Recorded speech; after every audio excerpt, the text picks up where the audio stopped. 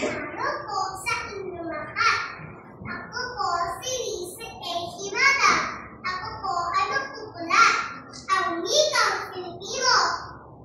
Ang wikang Pilipino, ang aking wika, ang siyang pinabayan ng malayang bansa.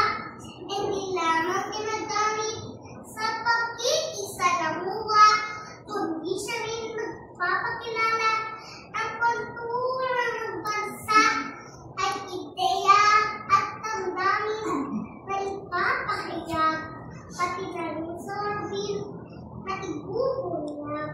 Siyang nagsisilbing sandata ng bayan at piling na ating sandalan ang pagkakaroon ng sariling wika ay nagpapaiwatig na ako ay malaya sa anumang panig ng ating bansa.